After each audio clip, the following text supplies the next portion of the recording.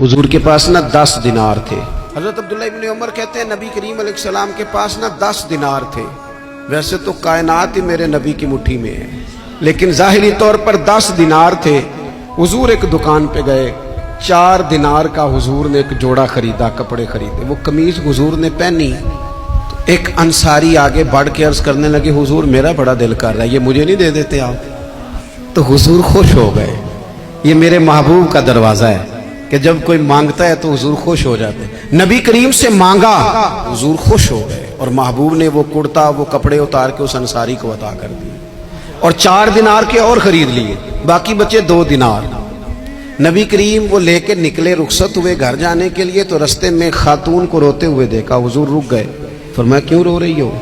عرض کرنے لگی یا رسول اللہ میں فلاں آدمی کی کنیز ہوں، نوکرانی ہوں، اس نے آٹا لینے بھیجا تھا 2 دینار کا، وہ 2 دینار گم ہو گئے، حضور نے 2 دینار اسے عطا کر دی۔ وہ دیے تو وہ پھر رو رہی تھی، فرمایا اب کیوں روتی ہو؟ کہنے لگی یا رسول اللہ ڈرتی ہوں دیر بڑی ہو گئی، مار ہی نہ پڑے۔ تو حضور نے فرمایا چل نہ، میں تیرے ساتھ چلتا ہوں۔ حضور ان کے گھر گئے، وہ اہل ایمان کا گھر تھا جن کی وہ کنیز تھی، جا کے کہا السلام علیکم، اندر سے جواب ہی نہیں آیا۔ پھر فرمایا السلام علیکم، کوئی جواب ہی نہیں آیا۔ محبوب کا طریقہ مبارکہ تھا 3 دفعہ دستک، پھر واپسی۔ تیسری دفعہ کہا السلام علیکم، تو وہ سارے بول پڑے وعلیکم السلام یا رسول اللہ۔ تو حضور فرمانے لگے میں نے پہلے بھی 2 دفعہ سلام لیا، بولا کوئی نہیں؟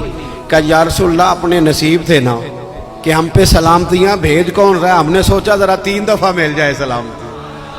محبوب کریم علیہ السلام فرمانے لگے یہ تمہاری کنیز وہاں کھڑی رو رہی تھی، اس بیچاری کے 2 دینار گم ہو گئے تھے، اسے دوبارہ سامان لاتے کچھ دیر ہو گئی، اس پر سختی نہ کرنا، مارنا نہ۔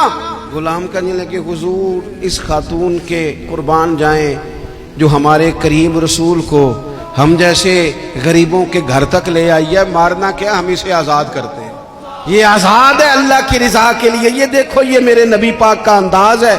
حضور نکلے تو جناب عبداللہ ابن عمر فرماتے ہیں رسول کریم فرمانے لگے شکر ہے اللہ تعالیٰ کا، 10 دینار تھے، ایک انصاری نے بھی قمیض پہن لی، میں نے بھی قمیض پہن لی، اور رب نے ایک کنیز کو آزاد بھی فرما دیا۔ یہ انداز ہمیں نبی کریم نے دیا ہے کہ ہم اپنے دولتوں میں، اللہ کی عطاؤں میں غرباء کو، قریبیوں کو، رشتہ داروں کو، بہن بھائیوں کو تھوڑا شریک کر لیں، تاکہ وہ جو آسودگی اللہ نے ہمیں دی ہے اس میں سے دوسروں کو بھی کچھ نفع ملے۔